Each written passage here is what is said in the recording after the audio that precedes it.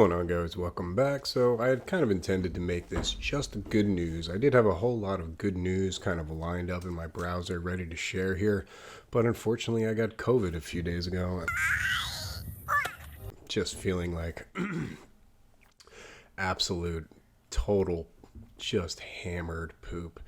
I'm not even sure you can tell in my voice.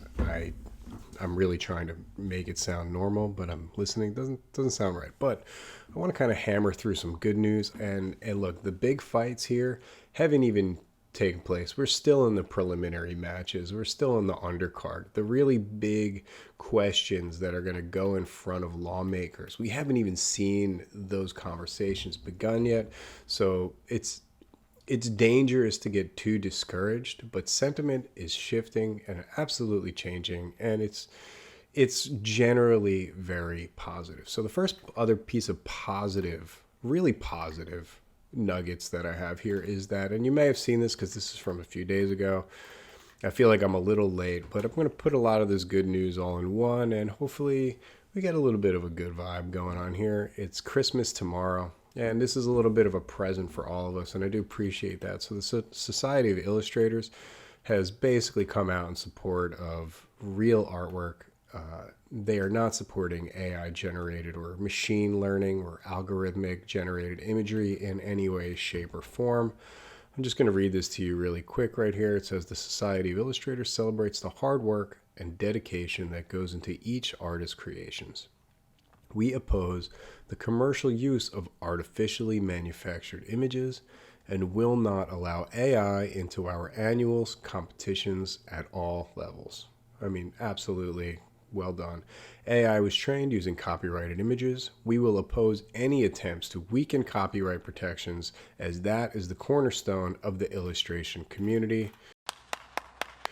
You can see it right here. It's particularly just short and sweet. They get it, and I think a lot of people appreciate that, and I'm glad that this has come to the forefront enough that they felt compelled to issue this statement. And then as a little bit of an addendum to that, while they didn't draw a little cute thing with the magic markers, with the Sharpie markers, the Graphic Arts Guild issued basically a similar statement, but this pretty much parallels all of the arguments and all of the issues that at this point many of us are very well aware of.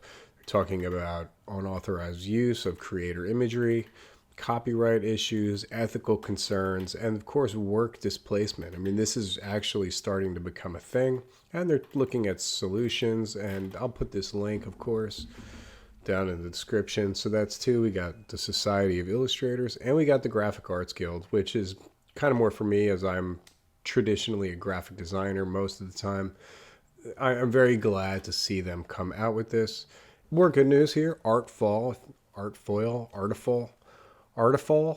who I wasn't even familiar with. They are apparently also a portfolio display website, and they are completely banning AI generated art from their website. They have asked anyone who has posted AI generated material to please remove it by the 2nd of January, and that is absolutely fantastic. Good job, Artfall. I will absolutely be checking you guys out, and I'm curious if they're interested in, I mean, they said they're still in closed beta right now, but I'm curious to see what they're going to do. If they will have any sort of protections in there, if everything is automatically, look, if they say every single thing on our website we intend to protect from AI, and if we find anything that was scraped from this website on any data set, you know, in a mass scraping, we will legally go after them, then you've got my support. It sucks that any action has to be done kind of retroactively, but this is kind of where we're at, you know, since these tools were kind of proliferated by Stable Diffusion Stability AI, Imad Mostak, who we're going to do another video on completely about He Who Shall Not Be Named, probably very soon, because I think the more people know about him, the more we'll kind of understand why this is even happening. I'll just give you this nugget. Before he decided to democratize art, he was essentially a hedge fund manager.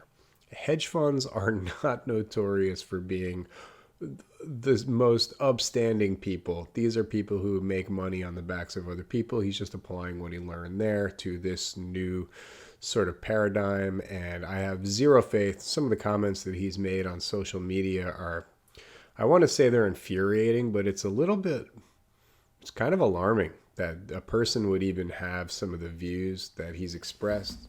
But that's not what this is about. I said today it's Good News Day. So Artfall, definitely something to keep an eye on and definitely check out. Well done, guys.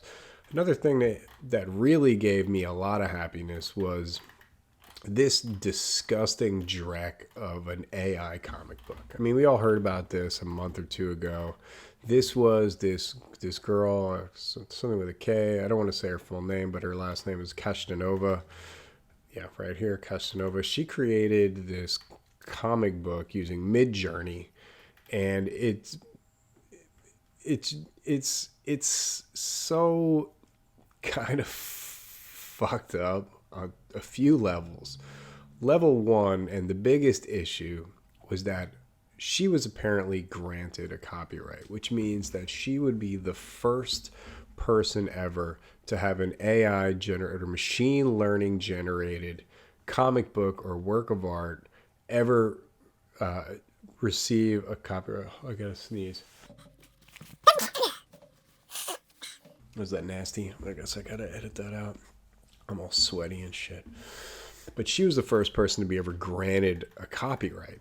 And that was infuriating because not only is it ridiculous, but look what she's doing here. Look, who is that? Do you recognize this person? I mean, try not to look at the fact that one eye is about an inch lower on the face, and anyone with just a basic understanding of Photoshop could have gone in here and fixed it, but she's pretty much a zero skill end user. This is Zendaya. And if I'm CAA, Zendaya's management, and I think I've even mentioned this in videos before, I would 5 billion%, 10 billion%, like Dr. Stone says, have a major problem with this. I mean, you can't use a public personality without their either being compensated or their consent to use in your own commercial product, right? So, can we just take a quick moment, though, just to enjoy the horror? If I were to draw a straight line across this, yeah, I'm getting like a pretty version of Sloth from the Goonies vibe here. But the point being that the really good news here is that they are apparently backtracking their decision to grant the protection to this AI-generated comic book. Apparently, they said that they just didn't know. It says they overlooked the fact that the work was made using Midjourney, despite being mentioned on the cover page of the work itself, which actually sounds very familiar looking at you, Colorado Art Contest potato person. But this is great news, and we don't have to worry about the precedent that this had established. Fair use is still being upheld. And I think this was just disgusting, though, on a few levels, and this is just a worst case scenario. Another good news is that, in case you didn't see this, comic industry, I think in particular it's Boom Studios, if I recall correctly, they are basically saying like, nah, it ain't all right. We ain't having it. Like, don't even try to submit AI work and pass it off as your own. Apparently, the story goes that they've had a few people try to submit AI work and pass it off as their own, and they just got, once they realized they just got not only rejected, but they say, you're done. We're going to do every single thing that we can to blacklist you and make sure you don't get any work again until, well, not until anything. But I would imagine if they were to do it with their own hand, that conversation could be had, because artists are not spiteful, vindictive people. We just, it's like clear cut right and wrong type of shit. And then there's a couple of tweets here that say, I had someone try it recently on a cover they were hired to do. I informed them that we'd no longer be hiring them for any project go forward. This one is even worse because it implies that they hired someone to do this in a way. There was certain expectations of how they were going to go about doing this, and they just AI'd that shit up? Or they just machine learning, art theft, algorithmed it up and thought that that was going to be okay? So I think the thing that I take away from a lot of these bits is that, you hear AI art or machine generated algorithmic imagery proponents like to leave comments that say, this is the future, either get with it or get left behind. And my response to that would be like, is it though? So the next little nugget of good news that I have is that 3D Total, major resource for 3D artists, they have basically come out saying like, nah, we ain't having it, bro. It's just not gonna fly. And I think that's fantastic. I'm going to read their little statement here. It's like two or three pages here. But it goes on to say, when an artist creates original art, it belongs to them. For this reason, artists in our books and publications sign licenses to give 3D Total restricted permission to print their art. AI art tools have been informed and educated using art that belongs to someone else, and it was done without express permission and without any future benefit to the artist. In our opinion, this is a violation of an artist's copyright and is obviously unethical. To do this without permission and then allow users to create art using an artist's name, style as a prompt is clearly wrong. We are optimistic that in time law will correct this, due in part to the response of the art community. But until then, we will not knowingly promote art created with AI tools. I think that's pretty well worded. They go on to say visual art is uniquely engaging. It represents the life of a human creator. Within an image, you find both artistic influences of an artist and a concentrated representation of their human experience. The artists we love the most are not simply the most skilled, but the ones who create art that resonates with us for human reasons. When 3D Total make an art book, our objective has to be to capture some of that personality of the artist in the book. That is what makes a special bond between the book and its reader. This is a very powerful thing and should not be automated by a computer. The adoption of AI art tools for professional creative uses would stifle the development of meaningful human artists around the world, and 3D Total can't support that. Yeah, I think that's very well said. I mean, I think there's a really important point here that they say that this will stifle the development of meaningful human artists around the world. It's one of the things that I realized in one of my very first videos where I reacted to this shit incredibly emotionally. And one of my takeaways or things that I was the most alarmed about is in a world where this becomes a norm, which I'm now more optimistic that it won't be, and people aren't motivated to go to school. People won't be able to develop those skills. Like, do we not get any more incredible transcendent artists? Do we not get any more paradigm shifting artists who get into the zeitgeist? I use the example of H.R. Giger, who, you can make an argument like him, Beksinski, a couple of other painters really kind of had this kind of like dark kind of biomechanical, whatever you want to call it, genre. It's like kind of their own little beautiful little nugget of horror that is just so delicious. But I don't want to live in a world where there's no more H.R. Gigers. That's not a world I want to live in. So I think they really kind of nailed something here. And I hope we don't ever get to that point. Now, the next page says, so for many, working in concept art or the animation industry, for example, is an aspiration, right? These industries are populated with passionate individuals who have quite literally dedicated their lives to their careers and have provided us with life-changing movies, animation, computer games. These dedicated pioneers will increasingly lose contracts to AI prompt artists that can tackle the workload of teams of artists.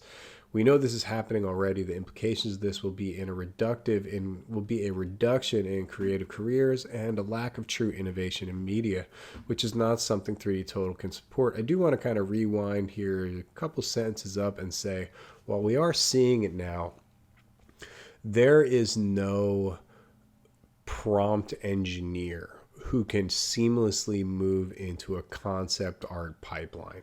The amount of revisions, the amount of changes, to being able to imagine these scenes or materials or characters in meaningful ways from other angles to implement it. You just can't do that with AI tools yet.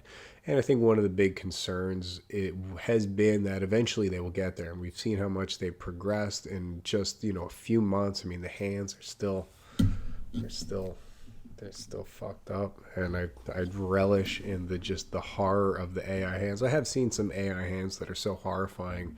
They've crossed over from ridiculously bad to kind of fun, but that's neither here nor there. So 3D Total coming around. I mean, just to kind of recap it, we have the Graphic Arts Guild, we have the Society of Illustrators. Hell yeah, we got Artfall, who is a new portfolio, kind of art hub, whatever you want to call them. I'm not really sure what it is yet, but it is no AI.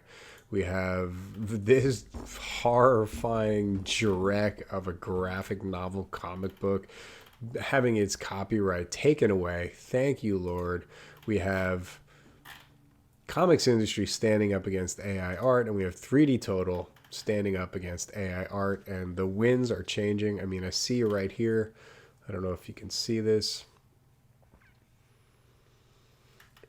In just the first few comments here of this 3D Total on Instagram, I am seeing support and very supportive comments from some artists that I absolutely love, heavy hitters and artists that I respect who are just very happy, and it's great to see the art community coming together.